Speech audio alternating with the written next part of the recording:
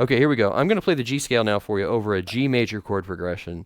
Do a little solo, let you hear what it sounds like.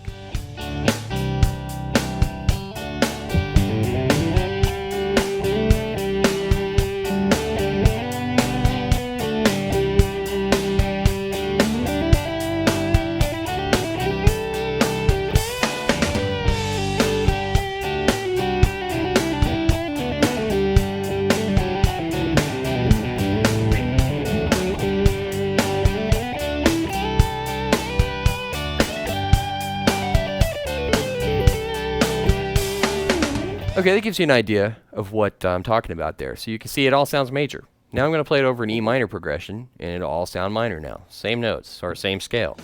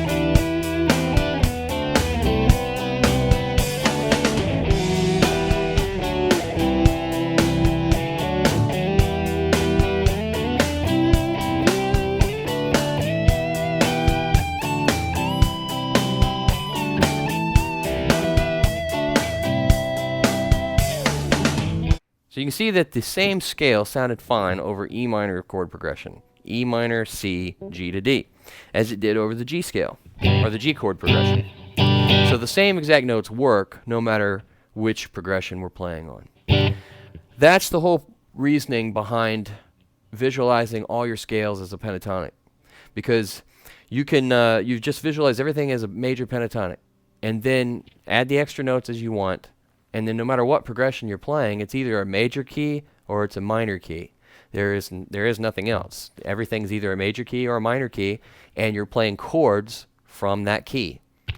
You know, if you're playing in rock, pop, country, most of your songs, in fact, all your songs pretty much are going to stay in one key. In jazz, you change from one key to another, so you'll have one group of chords from one key, another group of chords from another key, and so you only change scales twice. You know, a lot of people think you got to change scales on every chord, but it's not true. You only change your scale when your chord group changes from one key to another key. And we know that a key is the same thing as a scale, right? So if one group of chords comes from one scale and another group of chords comes from another scale, you have two scales to play. Otherwise, you only have one. So it's going to be really easy for most of the songs that you're going to play. One scale will do it, and that scale can be thought of as just a plain major scale. So scales over chords really become simple when you think of it this way.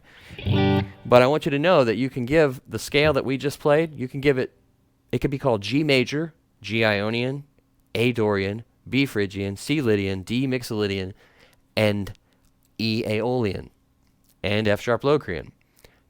Really, it could be called any of those names. The same fingering is what I'm talking about, okay? So the fingering that I used on that,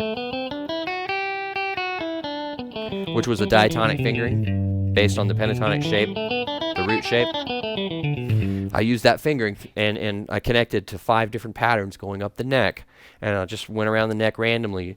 And when I played that solo, by the way, I used a 3-finger approach, which remember before when I said we learned the scales, we learned them with 4 fingers. Well, I played them with 3 fingers, and that's because when you're soloing, it's easier to solo with a 3-finger approach.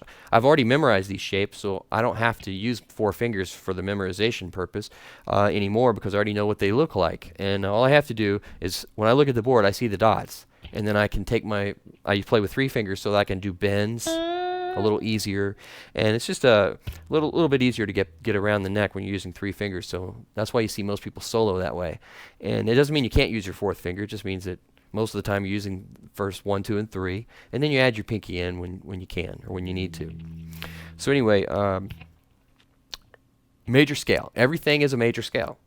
Really easy way to think of it. That's how I think of it. And so no matter what situation I come across, no matter what weird name you might want to give the scale, it's still just a major scale.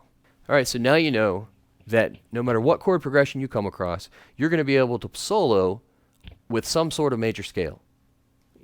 It all boils down to that. So no matter what song you're doing, no matter what progression it is, you're going to be able to look at those chords and say, what major scale did these come from? How are they related? 1, 4, 5, 6, 1, 4, 5, 2, 1, 4, 5, 3. Find those notes, make sure they match the chords, and then you're going to be in good shape. You're going to know, hey, that's the key that I'm in. I'm in that major key. So E minor, C, G to D, I'm in the key of G major. My first chord was E minor. I move up 3 frets, translate it to G. And it's pretty easy to do after a while, but I really get into this in detail in the course, Guitar in 60 Seconds. So you really will learn all of this step by step, and you'll know exactly what you're talking about when it comes to chord progressions, chord groups, and then soloing scales over chords.